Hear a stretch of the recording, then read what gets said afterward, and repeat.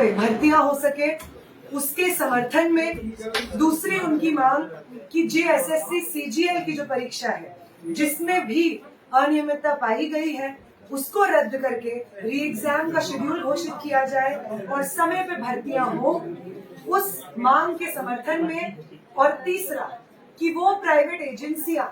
जो शिक्षा व्यवस्था में घुस करके लगातार इस तरीके के मिसमैनेजमेंट को, इस तरीके के करप्शन को सिस्टमैटिक बना देती है, उन एजेंसियों को, पीडीपीएल जैसी एजेंसियों को, एनटीए जैसी एजेंसियों को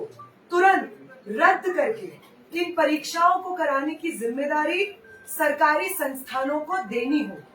ताकि जवाबदेही सीधी सरकार से ली जा सके। ये 3 मांगों के समर्थन में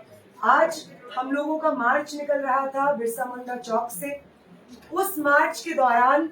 जब मैं वहां पे खड़ी हुई थी बैनर के पीछे, मेरे साथ साथी विभा खड़ी थी, बहुत सारी और महिला साथी खड़ी हुई थी, नारा लगा रही थी। तो एक व्यक्ति जिसका नाम अमरनाथ पांडे है, 26 वर्ष के हैं, वो हजारीबाग में रहने वाले हैं, हिंदी ऑनर्स की पढ़ाई कर रहे हैं विनोबा भावे विश्वविद्यालय से, और आरएसएस के वो व्यक्ति आ करके पीछे से मेरे ऊपर इंक फेंकते हैं सर के ऊपर और अपने इस क्रिमिनल एक्ट को जस्टिफाई करने के लिए वही करते हैं जो आरएसएस से एफिलिएटेड लोग करते हैं, और वो है धर्म का सहारा लेकर जय श्री राम का नारा वो लगाते हैं। उसके बाद वहां पे जो लोग प्रोटेस्ट में मौजूद रहते हैं वो उनको पकड़ते हैं और उनको पुलिस के हवाले किया जाता है। इस वक्त वो पुलिस थाने में ही है, उनका डिटेल्स लिया जा रहा है, उनसे बातचीत जारी है। इस तरीके की हिंसा जो आरएसएस और भाजपा के लोग लगातार छात्रों के आंदोलन को कमजोर करने के लिए करते आए हैं, इसके खिलाफ मैं यहाँ से बात रखना चाहूंगी। वो लोग जो क्लेम कर रहे हैं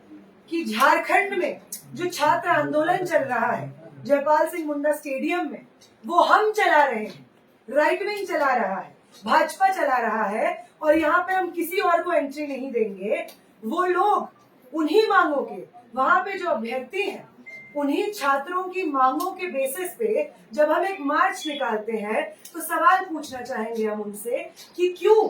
आपको ये जरूरत महसूस होती है कि आप उस मार्च को डिसरप्ट करने के लिए वहां पे हिंसा करने की कोशिश करें। अगर आप छात्रों के आंदोलन के साथ खड़े हैं और सिर्फ अपनी राजनीति की रोटियां नहीं सेक रहे हैं तो आपको इस तरीके के मार्च से कोई प्रॉब्लम नहीं होनी चाहिए जो हम निकाले हुए थे, क्योंकि उसकी सारी मांगे उन छात्रों के समर्थन में थी जो छात्रों की मांगे इस वक्त जयपाल सिंह मुंडा स्टेडियम में छात्र रेस कर रहे हैं। बहुत सारे अभ्यर्थी जयपाल सिंह मुंडा स्टेडियम से हमारे इस मार्च में शामिल हुए थे। झारखंड भर से अलग अलग जिलों से स्टूडेंट्स इस मार्च में शामिल हुए थे, अपने शिक्षा के मुद्दे, रोजगार के मुद्दों पर आवाज उठा रहे थे। फिर क्यों जरूरी लगता है बार बार भाजपा और आरएसएस को कि वो इस तरीके से प्रहार करें छात्र आंदोलन पे? क्या उन्हें इस बात का गुस्सा है कि मैं और मेरे साथी उस आंदोलन में शामिल थे जिस आंदोलन ने उनकी पॉलिटिकल पार्टी से आने वाले शिक्षा मंत्री का इस्तीफा दिलवाया? क्या ये एक बदले की भावना से सुचारू रूप से वो जिस तरीके से ऑनलाइन महिलाओं को पकड़ पकड़ के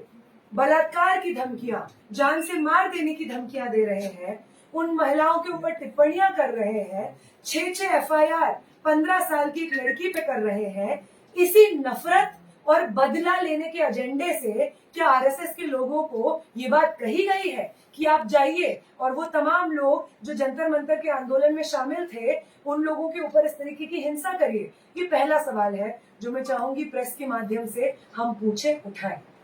अगली जो चीज है जिसमें हम बात करना चाहेंगे वो ये है कि वो पॉलिटिकल पार्टीज जिन्होंने पिछले महीने में जो हमारा छात्र आंदोलन चल रहा था धर्मेंद्र प्रधान के इस्तीफे के लिए, उसमें अपनी एकजुटता जाहिर की, समर्थन जाहिर किया, हम एक्सपेक्ट करते हैं कि वो पॉलिटिकल पार्टीज जो इंडिया अलायंस से हो सकती हैं, जेएमएम हो सकता है, अगर वो हमारे छात्र आंदोलन का समर्थन कर रहे थे तो उन्हें जयपाल सिंह मुंडा स्टेडियम में जो छात्र संघर्ष कर रहे हैं उनकी मांगों को भी मानना होगा, ताकि वो ये फर्क दिखा सके कि छात्र विरोधी भाजपा सरकार के खिलाफ हम सब संगठित क्यों हैं, और छात्रों के हित में अगर वो सही मायने में है तो छात्र आंदोलन जो झारखंड में चल रहा है उसकी सभी मांगों को यहाँ पे झारखंड की सरकार माने। ये हम आखिरी बार मीडिया के माध्यम से सरकार तक पहुंचाना चाहिए। नेहा जी, एक सवाल